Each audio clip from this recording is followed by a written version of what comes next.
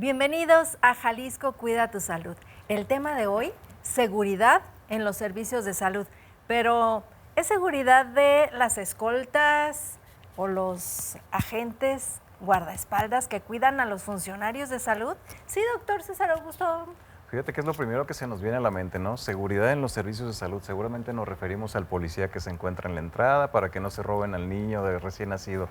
Pero no, de hecho, seguridad y calidad de los servicios de salud es un concepto mucho más grande que implica grandes cosas y que tienen que ver precisamente con cómo estamos prestando los servicios a la población y qué tan seguros o qué tan efectivos pueden estar siendo y evidentemente que no causemos más daño del que estamos resolviendo en el paciente. Oh, vamos a aprender mucho el día de hoy. Estoy seguro que sí. De hecho, por eso tenemos una invitada de lujo el día de hoy que les quiero presentar, que es la doctora Ana Cecilia Corona Pantoja. Ella es catedrática de la Universidad Autónoma de Guadalajara y es maestra en gestión directiva de instituciones de salud. Doctora, muy bienvenida. Muchas gracias a los dos por recibirme en el programa. Pues yo muy contenta de estar aquí. Bienvenida. Gracias. De entrada, ¿qué es seguridad en los servicios de salud? ¿Sí es lo que dice el doctor para que no te vuelen al bebé cuando nace?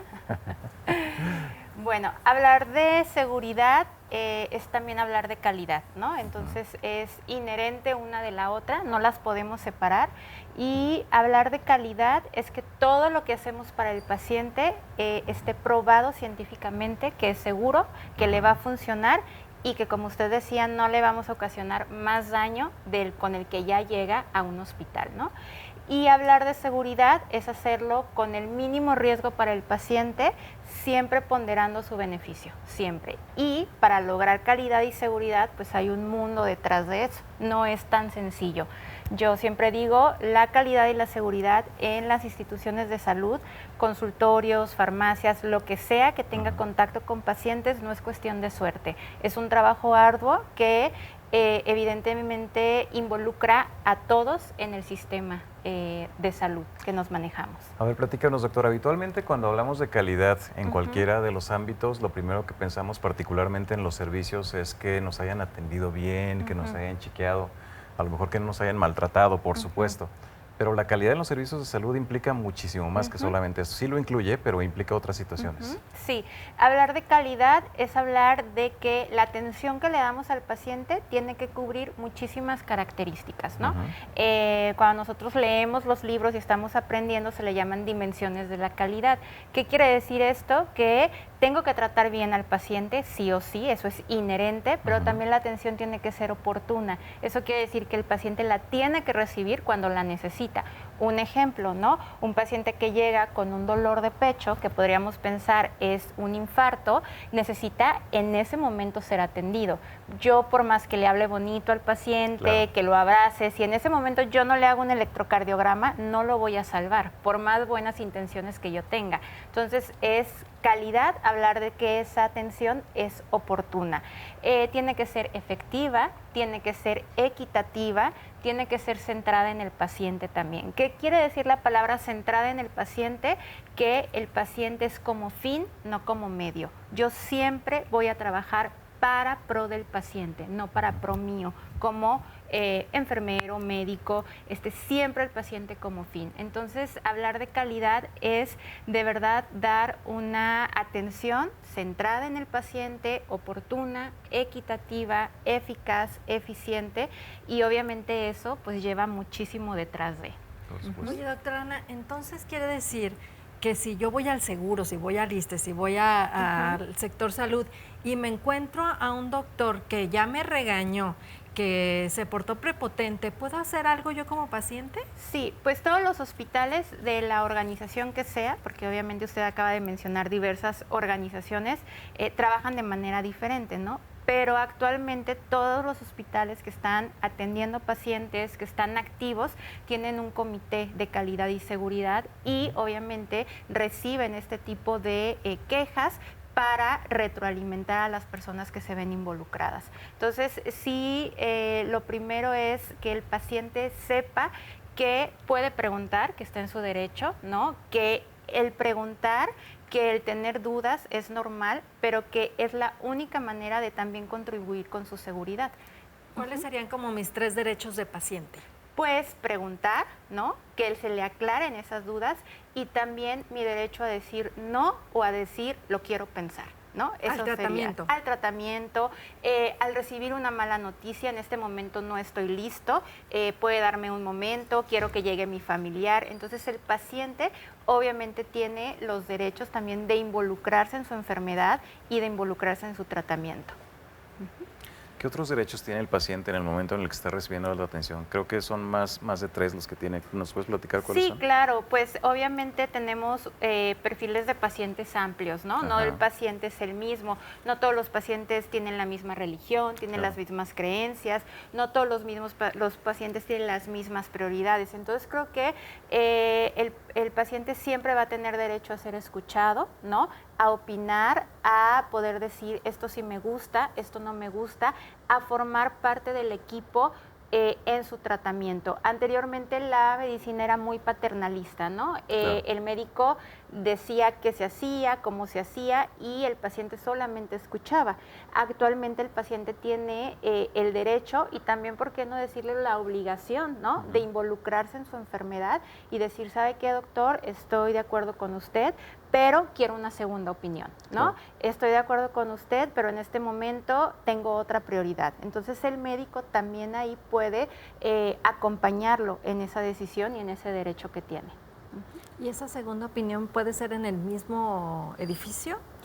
Pues dependiendo el diagnóstico del paciente, ¿no? Muchas veces los pacientes no están seguros o ya vienen también de otro médico que les dijo otra cosa. A lo mejor esa segunda opinión o va a decidir por qué opinión se queda hablándolo con su familiar. Entonces eso probablemente a lo mejor no es en el momento, pero es la apertura al paciente a poder decidir.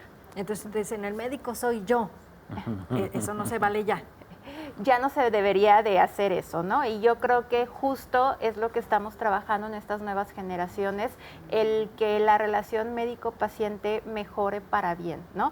Porque también está el perfil del paciente que ya llega con un diagnóstico, Claro. que ya quiere o llega con un tratamiento, ay, es que yo ya quiero esto porque yo ya me quiero curar. Entonces también ahí entra la ética, ¿no? Del médico y hablar con el paciente, decirle, ¿sabes qué? Para mí tú necesitas esto, yo no te puedo obligar, pero tampoco podemos caer en, como quien dice, dar gusto siempre, porque tampoco sería ético de nuestra parte cuando no es correcto para el paciente. Aquí es un poco lo que tiene que ver con el consentimiento informado. Hay que platicar con el paciente de cuál es su problema de salud, cuáles son las alternativas que puede llegar a tener y el paciente es el que tiene el derecho a tomar la decisión. Claro, el consentimiento informado, yo siempre digo que es el momento en el que nosotros le tenemos que decir al paciente cuáles son los riesgos que corre y también cuáles son los beneficios, ¿no? Y ahí el paciente puede o no puede aceptar. El consentimiento informado es esa forma escrita que yo desarrollo en la consulta, en esta relación médico-paciente, donde escucho, donde también pues le digo mis opiniones y queda plasmado en ese documento médico legal, ¿no? Fabuloso. Y eso es cuando el paciente está consciente, pero hay algunos momentos en que, por ejemplo, en un accidente queda inconsciente. ¿Qué sucede en ese específicamente momento? Vamos a una pausa y regresamos. Esto es Jalisco Cuida tu Salud.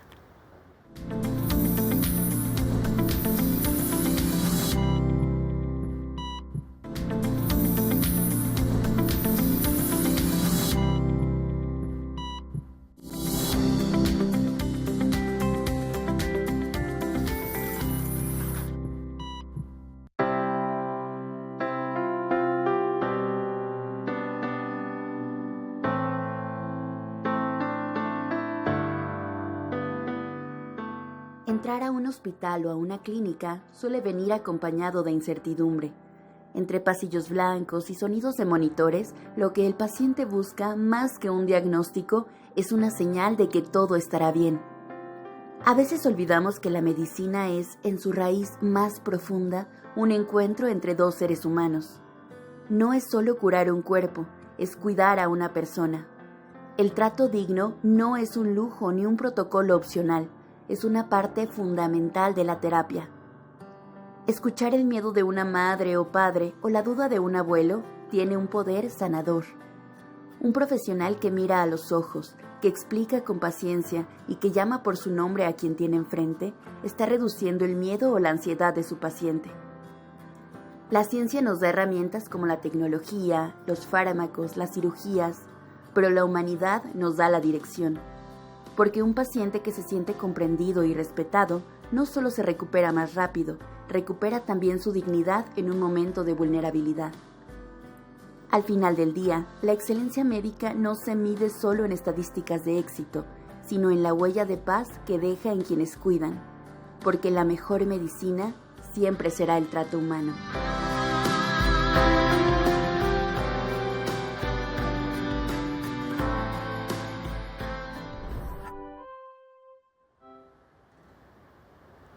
Pues ahí tienen, ¿qué les pareció esta cápsula? Muy importante el trato que estamos otorgando a nuestros pacientes en el momento en el que les estamos atendiendo, porque si bien es cierto es que el médico tiene los conocimientos para poder aliviar o curar al paciente, también es muy importante el trato que le está otorgando, que de hecho es la primera parte precisamente del tratamiento, ¿no, doctora? Sí. Ese trato que tenemos con el paciente de alguna manera inicia el alivio de sus síntomas. Claro. Sí, porque llegas con el dolor, desesperado, Claro. cansado Y todavía que te maltraten, pues no, definitivamente no.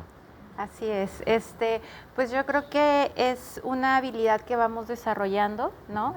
No todas las personas que estudian medicina probablemente entran con esa habilidad blanda desarrollada, Claro. ¿no? De comunicación, de empatía, pero creo que es algo que tenemos que nosotros decidir hacer, ¿no? O sea, yo como médico decido, no sé, educarme en esta parte que a veces no nos enseñan cómo, pero que es inherente a mi atención. El trato digno, el trato respetuoso, el respetar qué es lo que quiere mi paciente, qué es lo que puede mi paciente también, es muy importante y creo que es súper importante también que una relación médico-paciente fluya correctamente, sea respetuosa, para que el diagnóstico y el tratamiento también puedan ser exitosos. Oye, doctora Ana, entonces ya los están educando diferente a los muchachos porque antes les decían no te vincules con el paciente. ¿Hoy es diferente? Sí es diferente. Nosotros, por ejemplo, yo donde doy clases de medicina, los alumnos de octavo semestre que están a punto de graduarse de la facultad y ir al internado a hacer este año de prácticas, tienen un seminario justo con el nombre de calidad y seguridad en la atención del paciente. Y se les habla de todo esto, ¿no? De la importancia del trato digno al paciente, del escucha atento, del diagnosticar con herramientas, sí con conocimiento, pero con herramientas siempre basadas en evidencias y con el buen trato digno y la ética. Creo que la ética del profesional de la salud es algo sumamente importante para que todo esto pueda llevarse a cabo. Por supuesto. A ver, doctora, antes de salir del corte, Adri nos hace una pregunta muy interesante. Cuando el paciente se encuentra consciente y en capacidad de decidir, pues es muy importante ese diálogo. ¿Qué pasa cuando el paciente no tiene esa capacidad, en el accidente o en alguna otra situación que le implique la inconsciencia? Sí, pues ahí hay protocolos. O en un niño, por ejemplo. Sí, en un niño, sí. Ahí hay protocolos, por ejemplo, los urgenciólogos que están en estas áreas tan, pues, tan concurridas y tan estresantes también Claro. para ellos, ¿no? Tienen ya protocolos establecidos donde lo primero como médico es no hacer daño y salvar la vida. Siempre los médicos vamos a tratar, ¿no?, de salvar la vida de un paciente y cuando probablemente no hay una información de quién sea el paciente, no puede hablar, pues el médico con las herramientas que tiene va a hacer lo posible para que este paciente salga adelante y, bueno, se conserve su vida. Que ese es el juramento que hicieron ustedes los El doctores. ¿Te hipocrático acuerdas aquel. de ese tiempo, doctor? Sí, hace ya bastantes años, fíjate. ¿Ha cambiado la medicina? O sea, en tu experiencia. Fíjate que sí, yo todavía recibí ese entrenamiento que era meramente clínico, estamos hablando ya hace casi 30 años, 25 años, pero realmente sí, actualmente se tienen otras materias que precisamente van encaminadas a la calidad y la seguridad del paciente. A nosotros nos enseñaban mucho a lo que era el diagnóstico y administrar medicamentos, pero actualmente va mucho más allá, ¿no? A que realmente el tratamiento que estamos otorgando no se limite únicamente a la enfermedad, sino que aborde al paciente, y eso es, creo, muy importante. Sí, actualmente es muy importante egresar alumnos académicamente competentes, ¿no? Porque obviamente si no sabemos medicina, si no estudiamos medicina, pues no podemos ejercer medicina, ¿no? Pero también actualmente este lado humano, estas habilidades que se desarrollan en el transcurso de la carrera, del internado, de la residencia, pues tienen mucho que ver con el trato digno al paciente y con justo esto, el empoderar al paciente para que sea parte del equipo de calidad y seguridad. Ese paciente que no le dé miedo preguntar al médico, me quedé con una duda, no tengo dinero para ese medicamento, no quisiera ese tipo de tratamiento, que también el médico esté abierto a ese diálogo y que no esté cerrado a solo lo que yo digo es lo que tiene que ser. Obviamente, como médico tienes la responsabilidad de decirle a tu paciente qué enfermedad tiene, cuáles son las consecuencias si no hay un buen tratamiento, pero creo que ahora el diálogo en una consulta es mucho más abierto a lo mejor que antes, ¿no? Claro. Y es tan importante este tema que ya hasta hay un día especial para la seguridad médica, la seguridad del paciente. Del paciente. Y como dijeron, la calidad. Calidad y seguridad del paciente. ¿Cuándo es el Día Mundial? Bueno, el Día Mundial de la Seguridad del Paciente se conmemora cada 17 de septiembre y este fue implementado por la OMS. Desde el 2019, Mundial de la Salud. Organización Mundial de la Salud, a partir del 2019 lo establece. De hecho, si la gente que nos está escuchando, si el público que nos está escuchando, googlea el 17 de septiembre, va a encontrar una página donde la OMS cada año tiene un lema distinto, ¿no? O sea, cada año se sitúan profesionales de calidad y seguridad, pacientes que han sufrido también algún evento adverso se pueden involucrar y bueno, se conmemora ese día. ¿Cómo lo conmemoramos? Es importante este día porque nos sigue recordando que somos falibles, ¿no? El ser humano es falible. ¿Qué quiere decir esto? Que nuestra naturaleza es equivocarnos, pero que seguimos trabajando todos los días para que el hospital sea un lugar seguro y confiable para cada paciente que lo necesite. Entonces, este día nos recuerda eso justo, que la lucha no se acaba, que todos los días estamos preparando a futuros médicos, que nos estamos preparando, actualizando nosotros y que estamos dando a conocer que esto existe, ¿no? Entonces, ese día ustedes pueden ver, por ejemplo, la Torre Eiffel iluminada de naranja y el color naranja es el que representa este Día Mundial de la Seguridad del Paciente y se mandan proyectos, se mandan carteles, infografías y la OMS pues en su página recolecta toda esta información y ya después puede sacar artículos, publicaciones. Así es como se celebra. Es correcto. Ay, eso no lo sabía yo. Ya aprendimos algo el día de hoy, pero falta todavía mucho más. Vamos a una pausa y regresamos.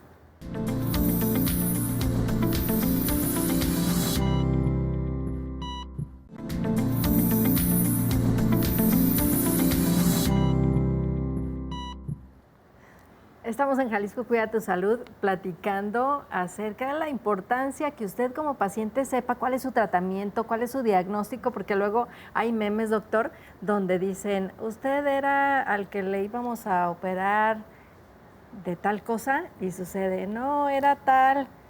Ay, ¿qué haces? Ya le amputamos su pierna izquierda, pero era la derecha. Doctora, ¿eso tiene que ver con la seguridad del paciente? Claro, ¿Y claro. qué actividades se hacen en el hospital para que no suceda tal cosa? Sí, claro. Esto que acaban de mencionar, como dicen también por ahí, ¿no? Parece chiste, pero es anécdota. Claro. Tenemos eventos sumamente desafortunados donde la gente sufre. Nosotros en el mundo de la calidad y la seguridad lo conocemos como eventos centinela, cuando un paciente sufre un daño irreparable, ¿no? Lo peor, pues la muerte. Pero bueno, perder una pierna, un ojo, un brazo de manera errónea, pues imagínense qué doloroso es, ¿no? Entonces sí hay protocolos. En los hospitales tenemos algo que todo el mundo conoce y que son mundiales, que son las 6 metas internacionales para la seguridad del paciente. Estas 6 metas internacionales para la seguridad del paciente tratan justo de esto, ¿no? De evitar esos errores evitables, ¿no? Claro. Y habla como de la correcta identificación del paciente, cirugías correctas en el paciente correcto, en el sitio correcto, medicamentos seguros o la medicación segura, porque no todos los medicamentos son iguales. Muchas veces estoy frente a medicamentos que son de alto riesgo o que parecen iguales y son diferentes. Entonces, detrás de todo esto, y para evitar justo este tipo de situaciones, estas metas internacionales, en México tenemos 8 acciones esenciales para la seguridad del paciente que también contribuyen a la seguridad, y en cada hospital están los comités, el comité de ética, el comité de seguridad y calidad, el comité de epidemiología, que juntos trabajan en siempre estar mejorando la atención brindada. Fíjate, ahorita que estaba escuchando a la doctora Ana, recordé que a principios de año, para hacer el chequeo médico, llevé a mis hijos también. Ajá. Y ¿sabes que me equivoco de su fecha de nacimiento? Pues me tuve que regresar, porque obviamente lo que decías del protocolo, de que sea el paciente con su nombre tal cual, su fecha de nacimiento, y si no, vas para atrás y hacer fila otra vez. ¿A ese protocolo es al que te referías, Ana? Tenemos la meta internacional 1, que es la correcta identificación del paciente, que habla justo de esto, ¿no? Antes de, por ejemplo, tomar un estudio, antes de operar un paciente, antes de llevarlo a un área de hospital diferente, supongamos está hospitalizado en pediatría y lo voy a llevar a tomar un ultrasonido, todo este proceso tiene una identificación correcta. Entonces, el paciente tiene esta parte de dar sus datos correctos, de identificarse correctamente, y el médico de corroborarlo, ¿no? Muchas veces el paciente se cansa, es un poco cansado cuando está hospitalizado y que llega 5 veces la enfermera y 5 veces le pregunta cuál es su nombre, ¿no? ¿Cuál es su año de nacimiento? Es a lo mejor preguntas repetitivas, pero justo es eso, el hacerlo un protocolo que salve vidas. Ahora, ¿sabías que hay un tiempo fuera en las cirugías? No, a ver, ¿te imaginas qué es? No. Platícanos de qué se trata. Sí, el tiempo fuera también está dentro de esta meta internacional, de la meta internacional de cirugía correcta en el paciente correcto. Ajá. Y bueno, en los hospitales hay una lista de verificación. Es una lista que tiene como 3 tiempos: antes de la cirugía, durante la cirugía y después de la cirugía. El protocolo del que usted está hablando es un time off, o un tiempo fuera, 5 minutitos antes de que inicie la cirugía. El cirujano o el anestesiólogo le pregunta al paciente cuál es su nombre, de qué lo vamos a operar, ¿no? De qué lado lo vamos a operar. Obviamente todo esto ya lo sabe el médico, el residente, el anestesiólogo, pero es ese tiempo que nos tomamos para poder volver a confirmar que todo está bien, ¿no? Y este protocolo pues es acompañado, por ejemplo, del marcado del sitio correcto. ¿Qué es el marcado del sitio correcto? Un ejemplo, van a operar a un paciente de un riñón y pues tenemos 2 riñones, ¿no? Entonces puede ser el derecho o el izquierdo. Pues el médico marca antes de la cirugía el sitio correcto para evitar estas equivocaciones. ¿Y entonces ya tampoco te dejan pinzas adentro del estómago? Pues ya no. Es precisamente el objetivo, ¿no? Ese tipo de actividades. Sí, precisamente es el objetivo. Este protocolo que usted está mencionando, o este evento adverso que sería en un paciente grave, lo conocemos como, ya que vamos a cerrar al paciente, se hace un conteo de gasas y un conteo de material, donde nosotros contamos todas las gasas que se utilizaron en el paciente para poder secar la cavidad o lo que haya sido. Contamos el material, verificamos que todo esté completo y ahora sí el paciente se cierra y sale de sala. Entonces, para todos estos tipos de errores hay protocolos. ¿Cuál es la clave? Pues seguirlos, ¿no? Es cumplirlos y hacerlos siempre para que nunca se nos vayan a olvidar. ¿Cuántas pinzas dijiste que tenía? Exactamente.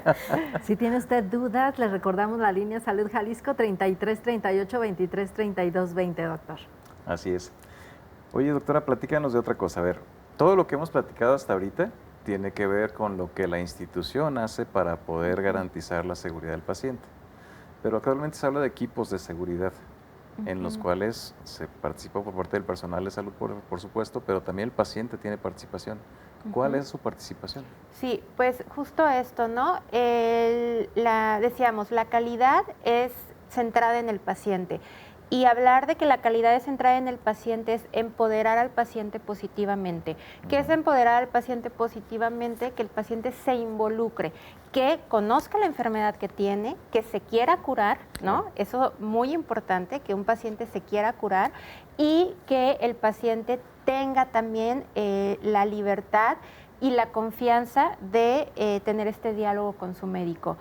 Tenemos un caso muy conocido en este mundo de la calidad y la seguridad sobre un protocolo que se crea de seguridad que se crea a partir de la muerte de una niña en otro país y que la mamá dice, yo no quiero que esto jamás, nunca le vuelva a pasar a ninguna familia, ¿no? Jamás.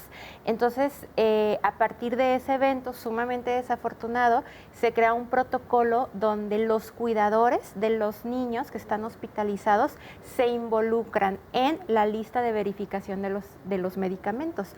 La enfermera le va a colocar un medicamento y la mamá revisa que es el medicamento correcto, que es la dosis correcta, que se lo tienen que realmente poner.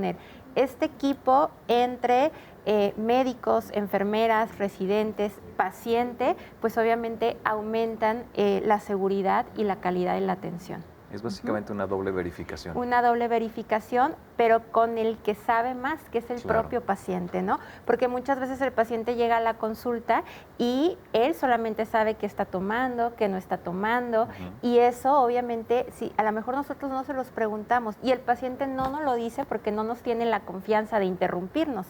Si nosotros le damos esta apertura, si nosotros abrimos ese diálogo, si hacemos una consulta donde el paciente se sienta confiado, entonces nos lo va a decir. Y nosotros como médicos tenemos que estar receptivos, ¿no? Tenemos que saber escuchar a nuestro paciente, tomar en cuenta, jamás menospreciar su opinión o su comentario, porque esa es una manera también de hacer seguridad. Y estamos hablando acerca de los hospitales que tenemos aquí en la ciudad, doctor, pero ¿qué hay de los municipios? Incluso hasta el propio cuidado de las vacunas en esos lugares donde hace tanto calor. Vamos a una pausa. Esta es Jalisco Cuida tu Salud.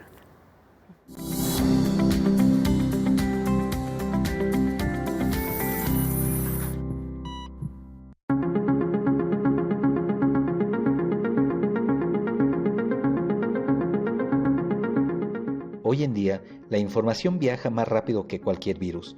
Abrimos el teléfono y, en segundos, nos inundan con remedios mágicos, teorías alarmistas y datos sin sustento. A este fenómeno le llamamos infodemia. En el ámbito de la salud, una mentira compartida no es solo un error, es un riesgo real. Una noticia falsa puede hacer que alguien abandone un tratamiento, que ignore un síntoma grave o que tome una sustancia que ponga en peligro su vida. No todo lo que brilla en redes sociales es ciencia. La infodemia se alimenta de nuestro miedo y de nuestra necesidad de respuestas rápidas.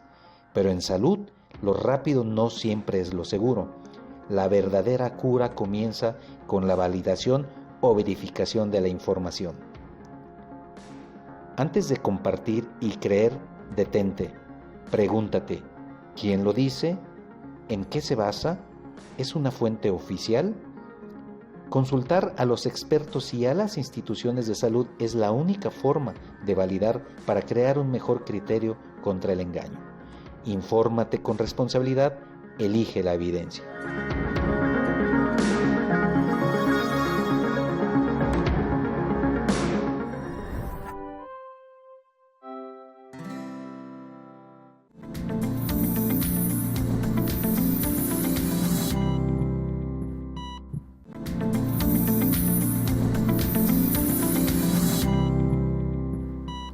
Pues mire usted qué interesante lo que tiene que ver con la infodemia y todo lo que eso tiene que ver, las repercusiones en salud que puede llegar a tener. A ver, ¿qué es la infodemia? La infodemia, lo que acabamos de ver en nuestra cápsula, el hecho de toda la información que puede haber en redes sociales y diferentes medios de comunicación, que a lo mejor pueden incluso llevarnos a tomar decisiones equivocadas. Pero si te parece, Adri, antes de continuar con el tema, me gustaría presentar a nuestro invitado que se acaba de integrar el día de hoy, en este momento, perdón. ¿Y que es de lujo? Y que es nuestro invitado de lujo, por supuesto, y nuestro padrino aparte. Se incorpora el doctor Héctor Raúl Pérez Gómez, el secretario de Salud de nuestro estado. Doctor, muchísimas gracias. Gracias, querida Adriana. Estimado César, Ceci, qué gusto. Gracias, doctor. El día de hoy es un día especial. Hace un año arrancó este extraordinario programa que estoy seguro ha sido de gran utilidad para la sociedad, para toda la población. Yo profundamente orgulloso y no podía faltar a este primer aniversario. He estado en varios de los programas a lo largo del año, pero bueno, este del primer aniversario me da particularmente mucha alegría y mucha satisfacción. Ay, qué gusto que estés con nosotros, doctor, en este primer aniversario. Y yo te quiero aprovechar que estamos hablando acerca de la seguridad Sí. en las instituciones de salud, Sí. desde el lavado de manos de los médicos, el cuidado de las vacunas. Tú que eres infectólogo, ¿por qué es importante todo esto y qué está haciendo Jalisco para marcar la diferencia a nivel nacional? En Jalisco tenemos toda una cruzada para lograr la calidad en salud, la mejora continua, y cuando hablamos de calidad, mejora continua en el ámbito de la salud, obligadamente tenemos que ir a esos dos conceptos, la eficacia, la seguridad, bueno, diría yo tres conceptos, eficacia, seguridad y también la atención bajo principios humanistas, bajo principios de mucha calidez, de mucho acercamiento con quien sufre un problema de salud, con su familia, con su entorno. Y al hablar de eficacia, hablamos de todos esos componentes que llevan a que la terapéutica sea más efectiva, pero además con optimización de los recursos. Eso es eficacia. Y seguridad es que no tengamos eventos adversos, leves o graves, que pueden poner en riesgo la vida de un paciente. No tener eventos adversos es algo difícil en la complejidad de un sistema de salud, pero reducirlos a su mínima expresión debe ser uno de los grandes objetivos de un sistema de salud.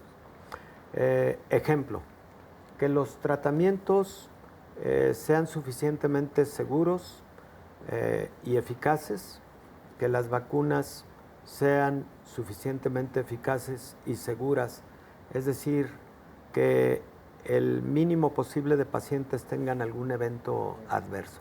De eso es de lo que básicamente hablamos cuando nos referimos a calidad en salud. Hay más conceptos, por supuesto, pero estos para mí son importantes. Y entonces, por ejemplo, ¿con las vacunas cuidan hasta la temperatura? Todo, absolutamente todo. Lo que tú estás diciendo lo conocemos como la red de frío. Hay vacunas que se conservan entre 2 y 8 grados centígrados. Hay vacunas como las de COVID que se han desarrollado a través de RNA mensajero que se conservan a menos 30 y algunas de ellas hasta menos 70 grados centígrados. Y no se puede perder esa trazabilidad de la temperatura ideal a la que se debe guardar una vacuna. Si se pierde esa trazabilidad, eso ya puede representar un riesgo en dos sentidos. Uno, ineficacia del biológico o un evento adverso que puede incluso ser un evento adverso grave. Por eso en salud no podemos ser flexibles bajo ninguna circunstancia. Mira, tú hablabas de algo muy interesante. En días pasados fue el Día Mundial del Lavado de Manos. El lavado de manos es uno de los elementos más importantes en la atención a la salud porque evita infecciones asociadas a la atención en salud. A veces pensamos que esas infecciones pueden afectar solamente al paciente, ¿no?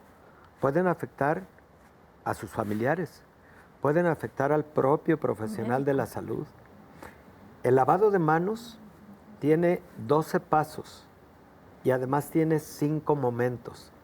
Y los profesionales de la salud debemos conocer esos fundamentos para que finalmente tengamos el impacto que debemos tener en el objetivo, por ejemplo, de reducir al máximo posible el riesgo de una infección Antes se llamaban infecciones hospitalarias, ahora se llaman infecciones asociadas a la atención a la salud, porque pueden ocurrir no solo en hospitales, también pueden ocurrir en lugares de atención ambulatoria o de tratamientos de corta estancia, etcétera, ¿no? Entonces, ese, por ejemplo, ¿qué precepto tan importante es? El lavado adecuado de las manos.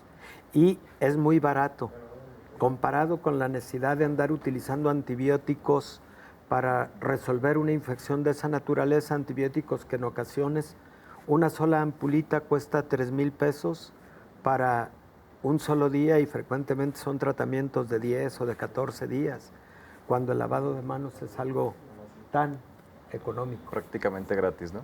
Gratis. Ahora, doctor Raúl, doctora Ana Ceci, platicaba, doctor, de los 5 momentos y platicábamos antes del corte de la participación que debe de tener la familia y el propio paciente en la seguridad de la atención. ¿Nos platican un poco cuáles son esos 5 momentos y cómo es que el paciente puede participar precisamente en que estos se den? Sí, por supuesto. Primer momento, siempre que voy a ver un enfermo. Incluso, no solo en un hospital, por supuesto también en un consultorio. Siempre que voy a ver a un paciente, lavado de manos. Si voy a ver a un siguiente paciente, lavado de manos antes de ver al segundo. Después de haber visto al paciente, después de hacer cualquier tipo de procedimiento, por ejemplo, a este paciente lo voy a suturar, claro que me voy a poner guantes, pero antes de ponerme guantes me tengo que lavar las manos. Ese es otro momento muy importante. Otro momento fundamental es si estuve expuesto a algún fluido corporal del paciente en cuestión. Inmediatamente lavado de manos. Y otro momento muy importante en el lavado de manos es cuando dejo el establecimiento en donde estuve brindando la atención. Esos momentos no los debe perder nadie de vista. Y además, de nueva cuenta, entre cada paciente, si a alguien le pasa visita a 10 pacientes en un piso hospitalario, 10 veces se debe lavar las manos. Y te los traes a raya, ¿verdad, Doc? Pues tenemos que estar a raya todos como equipo. Claro. Es más, hasta debemos vernos. Otro de los preceptos fundamentales en el ámbito de la salud es que los propios profesionales seamos visores del cumplimiento. No me debo molestar si alguien me dice, doctor, no se lavó las manos, y vio, acaba de ver a yo soy el acompañante del paciente, también le puedo comentar, oiga, ¿ya se lavó las manos antes de venir a tocar a mi familiar? Claro.